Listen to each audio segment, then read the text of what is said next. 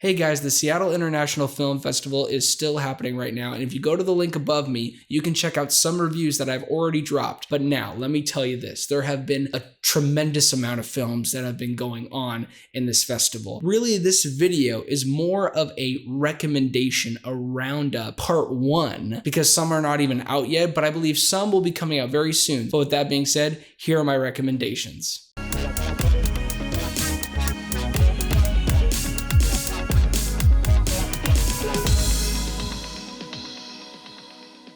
Monica, the intimate portrait of a woman who returns home to take care of her dying mother. This film has probably some of the best performances that I've seen at the Seattle International Film Festival. The main actor who plays Monica pulls a performance that you feel everything that she's going through, and you don't need music to make you feel like you have to have this connection with her. No, there's just silence throughout majority of this film. There's not really any score. There's more so soundtrack pop hits that happen throughout the film, maybe like 7 to 9. It was so strategically placed to make you feel what Monica's feeling, and that's the biggest praise that I can give this film. If you're looking for a powerhouse film with tremendous acting and soul, then you should check out Monica. I like movies. Socially inept 17-year-old cinephile Lawrence gets a job at a video store where he forms a complicated friendship with his older female manager. This is a film after my own heart. It's literally a movie about a dude loving movies. If you want to have a conversation with me, just start talking movies. Start talking Christopher Nolan. Start talking Steven Spielberg. Start talking to me about movie scores. The best composer out there, Hans Zimmer.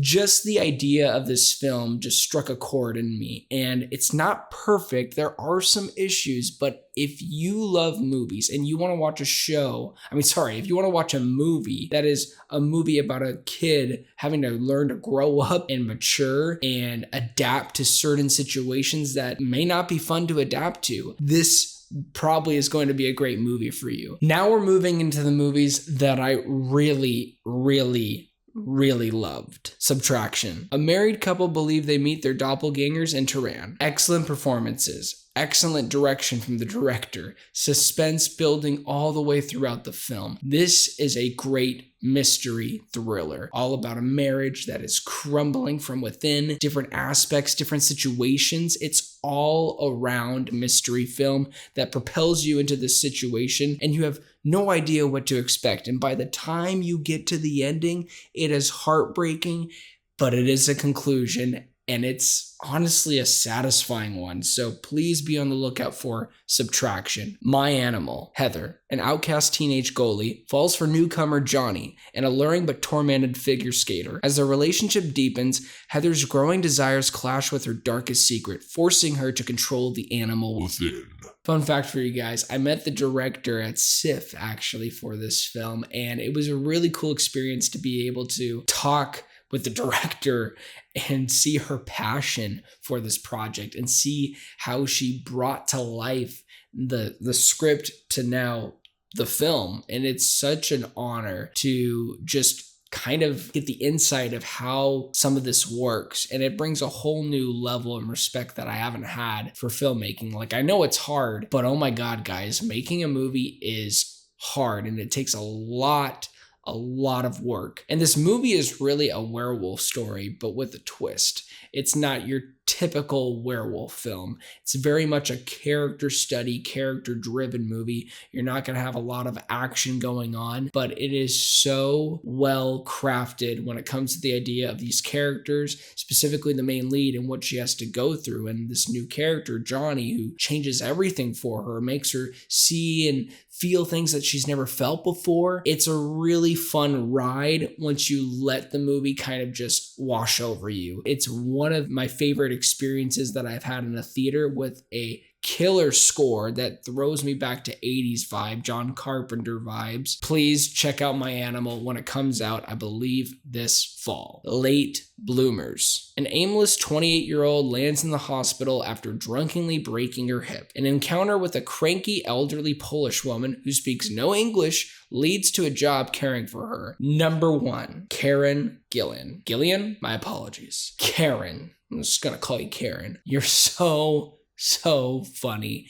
And you're not just funny, you bring a charm and a charisma to this role. And also the chemistry between Karen Gillan's character and the other main lead, who plays the elderly Polish woman, is just firing on all cylinders. This is a movie that you watch in the theaters and you smile, you cry, you laugh till your belly hurts. It has all of that. And it's not a perfect film, but it's definitely a movie where you don't really care about the issues by the time the movie ends. You just realized that you went through a roller coaster ride of emotions, and it has such a heartfelt, filled with joy, but also tremendously sad and depressing, combined in this ball called Late Bloomers. And that's what I walked away with. It's a lot of different emotions, but it is so necessary once you realize what the story's really about, what the themes are,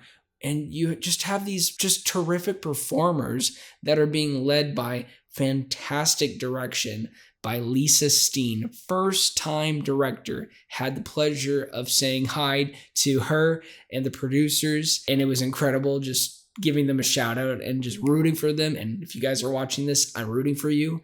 I really hope this gets a big theatrical release. It deserves more than just the streaming crap. I love this movie. I cannot recommend it enough. So those are all my shout out, guys. So far from SIFF, part 1. Part 2 will be coming up very, very soon.